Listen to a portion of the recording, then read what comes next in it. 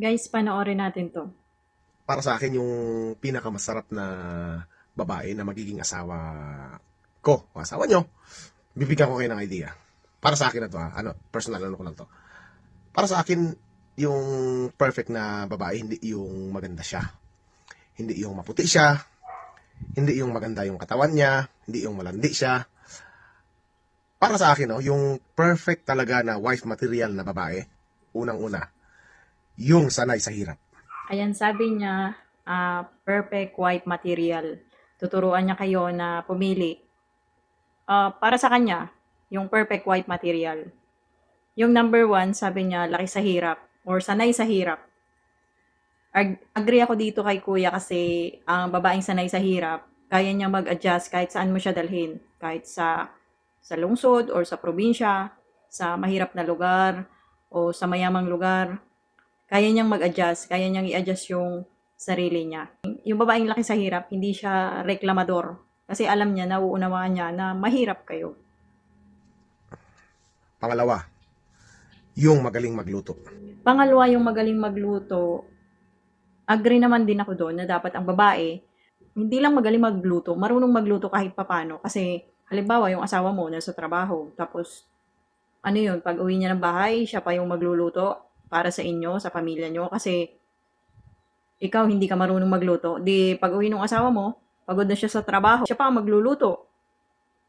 Pero dapat, lalaki man o babae, marunong tayo magluto kasi once na mapunta tayo sa ibang lugar, alam natin kung paano tayo makakasurvive sa araw-araw. Hindi naman pwedeng puro noodles lang yung lulutuin mo, puro itlog, ba magkaka-UTI kayo noon. Dapat mag-aral din kayo magluto kahit papaano. Marami na ngayong paraan para makapagluto.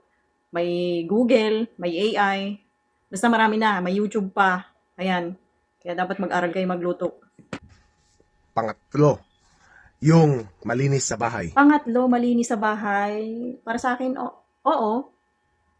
Ah, malaking factor din yung sa babae yung marunong sa bahay o malinis sa bahay. Kasi kung ang lalaki galing sa trabaho, tapos uuwi siya ng madumi ang bahay, tambak dyan yung mga hugasin, tapos ang daming kalat, tapos yung sahig nyo, kapag inapakan mo, hindi mo maintindihan kung malagkit ba or maalikabok, parang ganon. Ang para sa akin, ang malinis na bahay ay masarap uwian. Kaya mga misis, kung gusto nyong masarap masarap kayong uwian, dapat malinis po yung ating bahay. Kasi sabi nga, cleanliness is next to godliness. Pang-apat, walang bisyo. Pang-apat, walang bisyo. Para sa akin, ang bisyo lang naman ng mga babae ay magmarites at saka minsan siguro nagsusugal. Para sa akin, oo, dapat ang babae hindi na kasi kung busy ka sa gawaing bahay, busy ka sa bahay niyo, wala ka ng time para magganyan-ganyan eh. Wala ka ng time para magsugal. Pag alis ng asawa mo, aalis ka rin magsusugal, tapos pag bago bumalik yung asawa mo, babalik ka para hindi mahalata. Eh di wala ka nang nagawa. Hindi ka na nakapaglinis ng bahay. Hindi ka na nakapag-asikaso ng bahay nyo. Kasi ikaw eh laging wala at nagmamarites o kaya nagsusugal. Yun, dapat tama rin naman si kuya na dapat walang bisyo si babae. Ang babae naman hindi mahilig mag-inom. Kaya occasionally lang siguro. At especially pang-lima, tumutulong sa husband. Ayun, sabi niya yung panglima, tumutulong sa husband. Para sa akin yung apat nandun na eh. Kung halimbawa walang trabaho si babae, tapos si lalaki lang yung may trabaho, nandun na yun sa apat. Siya yung house manager, si babae, si lalaki naman yung money provider, si babae nag-aalaga ng mga anak, at saka nag-aalaga ng bahay, nag-aalaga din sa asawa, yun. Pero kung ang babae ay, halimbawa may trabaho kayo pareho, may trabaho si lalaki, may trabaho si babae, may ibang usapan na yun, guys. Huwag niyong ipasolo sa babae yung mga gawaing bahay. Dapat magkatulong kayo dyan. Kasi ibiruin mo ha, si babae, pagdating niyan, magluluto.